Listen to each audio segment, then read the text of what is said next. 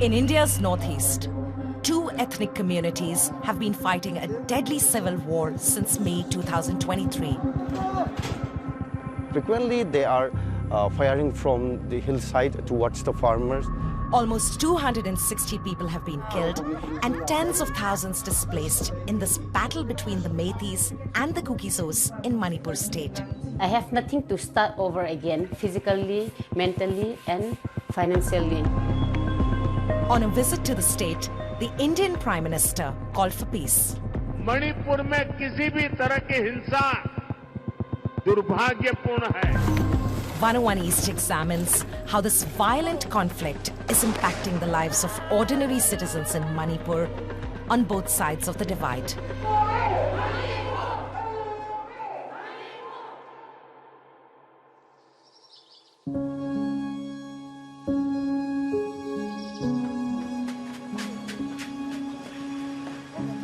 This wasn't always Mary Kongsai's home.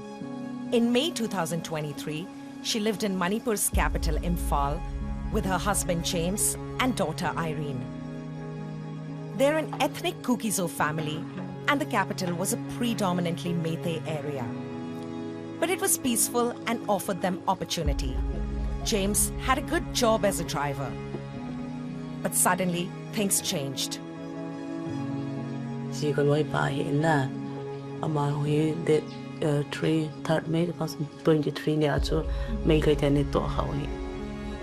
Mary says a mob came to their home looking for Kukizo people to attack.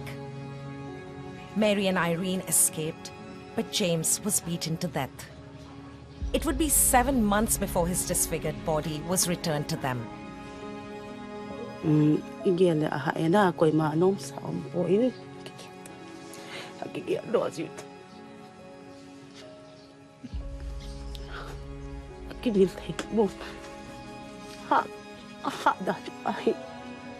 For Mary, some days are harder than others.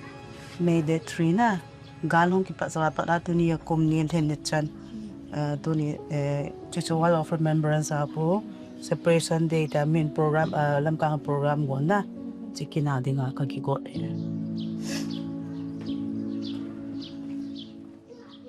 Mary now lives in Churachandpur, a hilly district about 60 kilometers from the capital.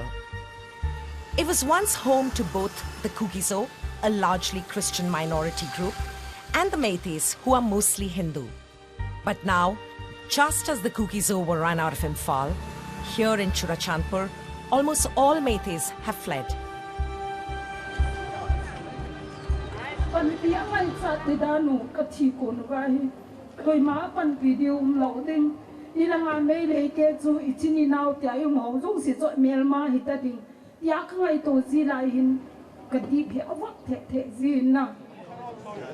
According to police records, 136 Kukizo people have been killed in the conflict. Mary finds strength in sharing her grief with others who've lost loved ones.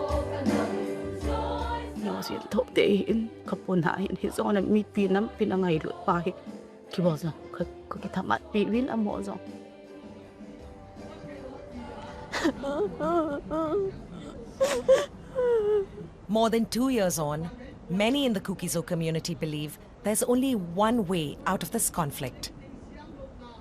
We want to request the government of India, that is the central government, to acknowledge our separation. Unless and until we get a political solution, we are not going to remain silent. The Kukizo people, who make up 16% of Manipur's population, live mostly in the state's vast hilly regions. One of India's most disadvantaged groups, the Kukizos are a so-called scheduled tribe, entitling them to special benefits, including reserved places in educational institutes and government jobs. The Meitei majority live in the valley and have come to dominate state politics and the capital. It had long been a delicate balance. Then, in May 2023, violent clashes broke out between these two communities after a local court recommended granting the Meiteis the same special status as the Kukizos. Across the state, Police armories were looted as mobs from the two communities went on a rampage. We are breaking to you on the Manipur violence. Government has issued shoot at sight orders in extreme cases. In the following weeks, hundreds were killed and many more were injured. Even the powerful were not spared. I do swear in the name of God that Wunsagin Meitei was an elected Kuki member of Manipur's Legislative Assembly. Just days into the conflict, he was returning from a meeting with the state's then Chief Minister when he was brutally attacked by a mob.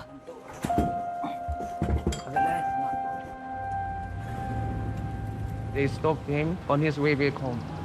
Even the PSO is from the Meitei community, so the mob told him to flee away. So my father and my father driver were captured by the mob. So my father was beaten. Meitei's driver was killed in the attack. The lawmaker was flown to New Delhi, where he spent 2 years being treated for his injuries. He only returned to Churachandpur a few months ago and now visits his doctor daily, accompanied by armed security personnel.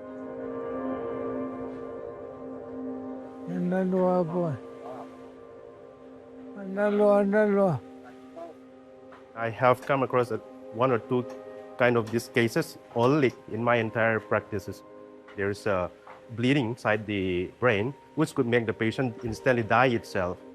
And also he has a multiple fracture on the sinuses, on the facial bone, which he has fracture here, fracture on the fingers, and all multiple post-traumatic contractures.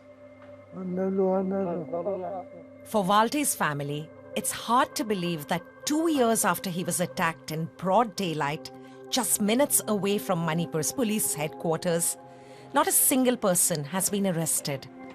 So we appealed to the Indian Prime Minister that the case should be taken up by the highest agency of India. But till now, we don't get any result. My father is from BJP party, the majority party of India right now.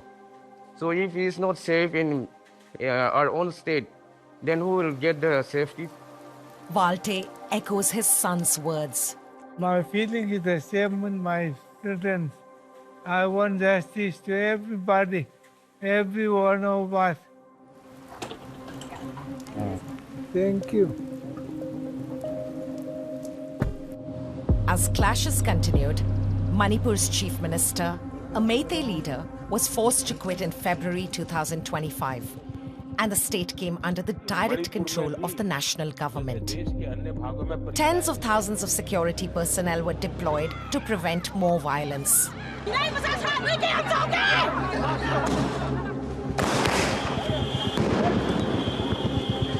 Today, a fragile calm has been restored. But it's come at a cost. People can no longer move freely around the state. We're on our way from the Kuki-dominated Churachandpur district to the Imphal Valley, which is a predominantly Meitei area. We're soon approaching what is known as the buffer zone, which is a de facto border between these two communities. They're not allowed to cross over from one side to the other. There's about half a dozen security checkposts there, manned by Indian security forces, but we won't be allowed to film them. Injured lawmaker Meitei claims his attackers were from the Arambai Tengol, an armed Meitei supremacist group. They've been accused of committing murder, sexual assaults, and burning Kuki homes and churches, allegations they deny. They see themselves as heroes.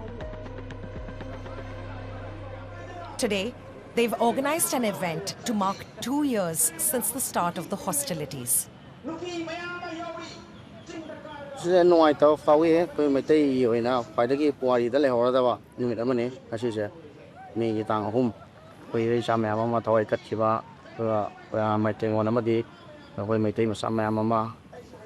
According to police records, 116 Meiteis have lost their lives in the conflict.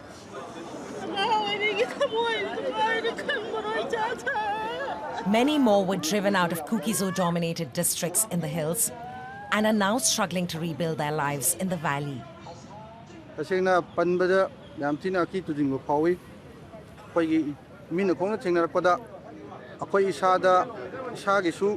career na singba ungi future puraktaba atathai tarakpa adagi akoigi kok sida pai depression lakpa. They say, despite the cost, they need to continue to protect their community from armed Kuki-Zo groups in the hills surrounding the capital.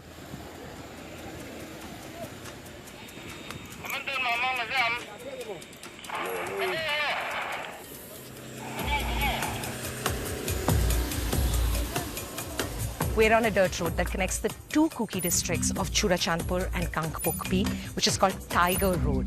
This road didn't exist before the conflict. It was created expressly for the purpose of allowing the Kuki people to travel safely from one district to the other and then onwards to the next state. The road is manned by over 100 armed Kuki volunteers who ensure that all vehicles can pass through here safely. Journalists are rarely allowed access to these groups, and we've been told not to reveal the identities of the members. Getting here is not easy. We drive for hours across rough terrain.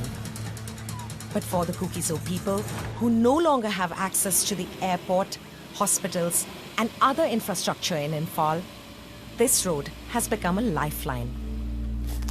पहले में तो झगड़ा नहीं हुआ उस time पे तो एक ही रास्ता में जा सकता है घूम सकता है कोई प्रॉब्लम नहीं है अभी तो एक साथ में नहीं होता है क्योंकि उधर जाएगा तो हम लोग भी मरना पड़ता है वो लोग आएगा तो भी मारना पड़ता है इसलिए रास्ता तो हम लोग के लिए बहुत ज़रूरी है कोई मणिपुर पुलिस ये सब कोई भरोसा नहीं है इसलिए हम लोग खुद करना पड़ता है This 24-year-old volunteer was a student before the war broke out.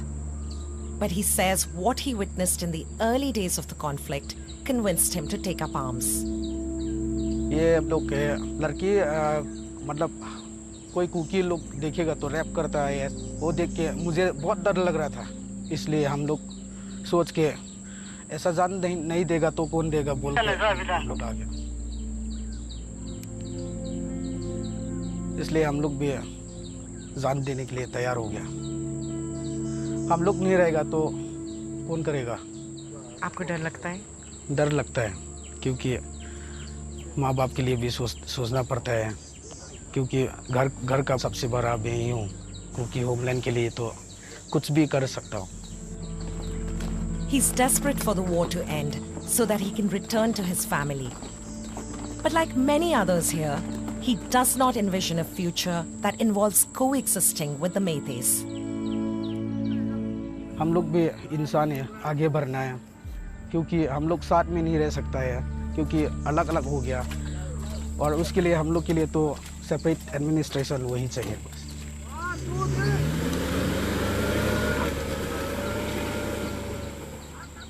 A separate autonomous Kuki-Zo homeland within Manipur. It's a demand we hear over and over again. But the fighting drags on. Down in the valley, the Meiteis have their own armed groups ready to protect their community by attacking the Kuki-Zo. Ordinary citizens from both ethnic groups serve as village volunteers using weapons looted from state armories. The widespread circulation of weapons has created a dangerous environment. We just spotted a makeshift bunker. Bunkers like this at the height of the conflict served as frontline posts for armed volunteers. Out in the distance are hills beyond which are the Meitei-dominated regions.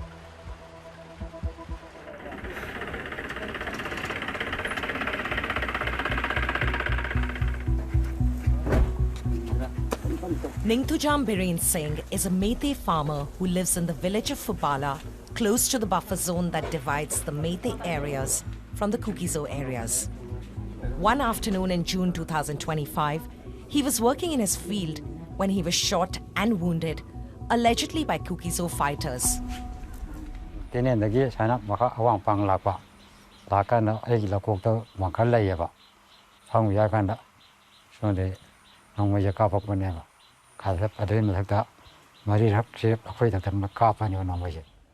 Ningthujam was shot in his arm and spent 10 days recuperating at a hospital in Imphal.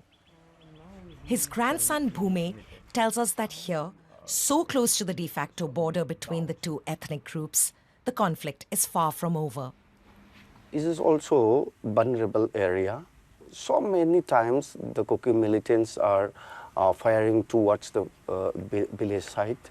The main problem is that our villagers are depend on the cultivations. Bhume offers to show us the paddy fields where his grandfather was shot. Here, Meitei farmers grow their rice beneath the hills where the Kuki-Zo groups live. The Indian security forces are stationed here to protect them. 24 hours is deployed here for the safeguard of the farmers.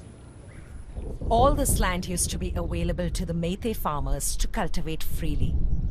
But since the conflict began, they've been ordered to stay a few hundred meters away from the surrounding hills. Frequently, they are firing from the hillside towards the farmers. Due to lack of security and some factors, all the farmers don't like to cultivate after this incident. A formal police complaint has been registered in the case, but no arrests have been made so far. Bhume's grandfather was not the only victim that day. As soldiers were searching for his attackers, they came under fire. They fired back, killing an elderly Kuki-Zo woman. In Churachandpur, her family and the wider community mourn her death.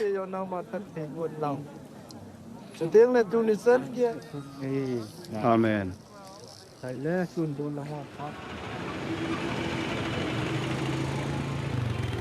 One of the lasting impacts of this conflict has been the massive displacement of whole communities. When violence broke out, tens of thousands of people from both ethnic groups left everything behind and fled to safety. Today, more than 60,000 people, most of them Kuki-Zos, live in churches and schools that serve as makeshift relief camps. How many people are living here at the moment, do you know? It's around like 400 to 450.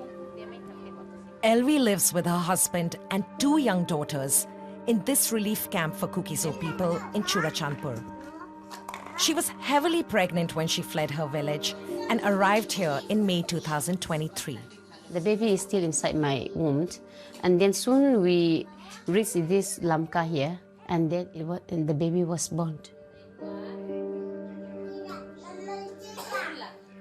Because Elvi was pregnant when she arrived, her family was given a separate room to live in.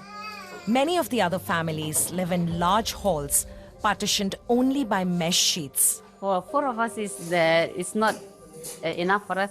But at daytime, I used to roll up this part so that the children can have more spaces for playing, you know. Before she got married, Elvi had a job in Singapore as a domestic worker. She saved money to educate herself and was working as a primary school teacher in her village when the conflict broke out. Watching a mob burn her house down and destroy everything she'd built has been deeply traumatic. I have nothing to start over again, physically, mentally, and financially. Whenever I lie down, all those things will come in my mind. It's very hard thing staying in this place. Despite the high level of trauma among victims, particularly women and children, there's no access to mental health resources here. In many of the camps we visited, there was also no nutritious food or a steady supply of water. These are the water they are filling it for using every day. Because the water only comes for a few hours? Yeah. No, the water comes like Monday or Thursday, something like that. Used to come, twice a week. Also missing in the camps are spaces for the children to study. One of Elvi's greatest concerns is how displacement is affecting her young girls. The older ones, she already forgot all the life she have in our hometown because at the time she was a baby. Even our home, she already forgot. They already grew up in this place, so for them it's like this is a normal life to them. And I feel very, very sad for them because they don't have a proper place to grow up, To make ends meet, the former school teacher now goes door to door every morning selling vegetables to local residents.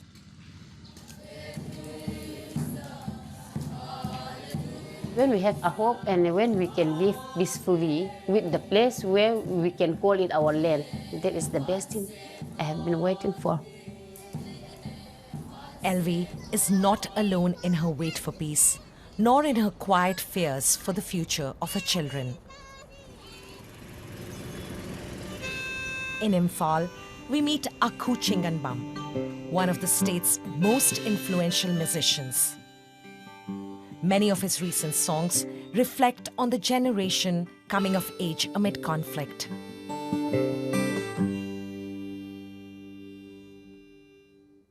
Manipur is not just Meitei or not just Kuki or not just any communities. It's collective.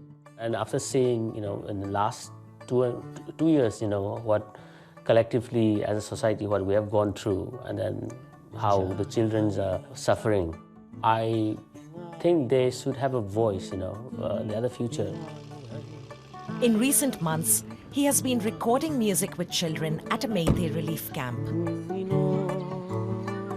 So right now I am at the Khangabok relief camp. There are around, I think, 160 people staying here. And I believe music is a very crucial tool, at this moment for the children, even for people like me, to release our anxiety, stress and all. It's a sort of a therapy for every one of us here.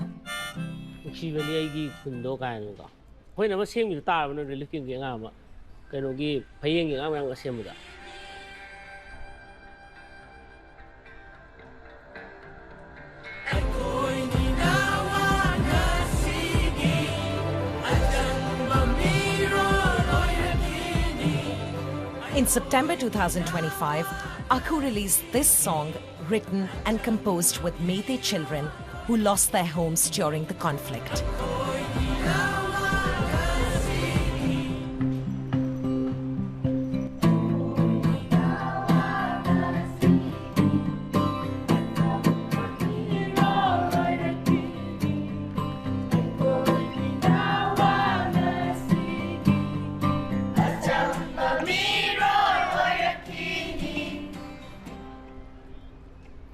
Okay, then from kindness go. Narendra Modi la kani anu yang harau dra. Satu ini ya. Kana jalan tu ba. Aku hopes an upcoming visit by Indian Prime Minister Narendra Modi gives a fresh impetus for the peace talks that are underway between the two communities. Manipur has been a beautiful place where you have 35 communities living together, since time immemorial, and such thing cannot just destroy our, shared past or shared history. And it's just a moment in this time, and I hope we all come together and heal in future and coexist as usual, as our ancestors used to do. Modi made his first visit to Manipur in September 2025, more than 2 years after the violence broke out. He was heavily criticized by opposition leaders for not visiting sooner. Manipur में किसी भी तरह की हिंसा दुर्भाग्यपूर्ण है। ये हिंसा हमारे पूर्वजों और हमारी भावी पीढ़ी के साथ भी बहुत बड़ा अन्याय है। The Prime Minister visited the hills and the valley, interacting with displaced people living in relief camps. He announced a slew of development projects worth nearly $1 billion, targeted to help both sides. In Churachandpur, Elvi got a front row seat as the Prime Minister made a solemn vow. और मैं आज आपको वादा करता हूं, मैं आपके साथ हूं। मणिपुर में जिंदगी को फिर से पटरी पर लाने के लिए भारत सरकार हर संभव प्रयास कर रही है। While the conflict is far from over, the Prime Minister's visit has brought hope. But for the many people who continue to suffer its long-lasting impact, it's a case of too little, too late. With the community still divided in two, many wonder if peace will ever return.